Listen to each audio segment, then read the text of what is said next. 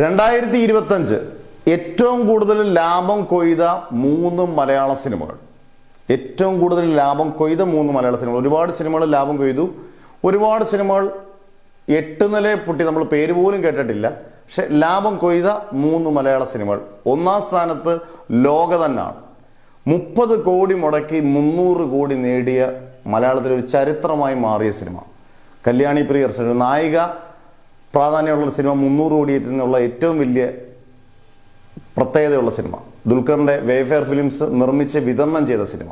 എന്തായാലും ഏറ്റവും പ്രോഫിറ്റബിൾ എന്ന് കണ്ണും പൂട്ടി പറയാൻ പറ്റുന്ന, ഏറ്റവും കൂടുതൽ ലാഭം കിട്ടിയ സിനിമ എന്ന് പറയുന്നത് ഒന്നാം സ്ഥാനത്ത് ലോക തന്നെയാണ്. രണ്ടാം സ്ഥാനം തുടരുമാണ്. 30-35 കോടി രൂപയോളം മുടക്കി 240 കോടിയോളം ഈ ചിത്രം നേടി എന്നുള്ളതാണ്. നല്ല പ്രോഫിറ്റ് കിട്ടി എന്നതിൻ്റെ നിർമ്മാതാവായിട്ടുള്ള രഞ്ജിത്ത് രജപുത്ര പറഞ്ഞപ്പം രണ്ടാം സ്ഥാനം എന്തായാലും തുടരുവാണ്.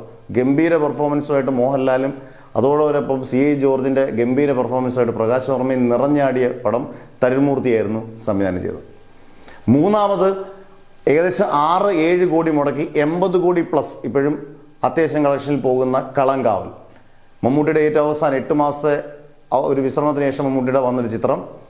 അതും നല്ല പ്രോഫിറ്റാണ് കിട്ടിയിരിക്കുന്നത്. കാരണം വളരെ കുറച്ച് ബഡ്ജറ്റ്, മമ്മൂട്ടി കമ്പനി ആയതുകൊണ്ട് മമ്മൂട്ടിയുടെ റെമ്യൂണറേഷനകത്ത് കൂട്ടാത്ത പക്ഷം ഇതൊരു ഗംഭീര വിജയമാണ് നേടിയത്. കാരണം വളരെ ബഡ്ജറ്റ് കുറവിൽ അത്യാവശ്യം ഗംഭീരമായി ലാഭം ചെയ്ത സിനിമ. ഇതുപോലെ കുറേ ചിത്രങ്ങളുണ്ട്. പറഞ്ഞു വരുവാണെങ്കിൽ നമ്മൾ ഈ പറഞ്ഞ രേഖാചിത്രം വളരെ കുറച്ച് ബഡ്ജറ്റിൽ നല്ല ലാഭം നേടിയ ചിത്രമാണ്. എന്തായാലും നിങ്ങളുടെ കമന്റ്സ് ഇട്ടേക്കുക. കുറഞ്ഞ ബഡ്ജറ്റിലും വൻ ലാഭം നേടാമെന്ന് കാണിച്ചൊരു വർഷവും 300 കോടി എത്തിയൊരു വർഷവുമാണ് 2025.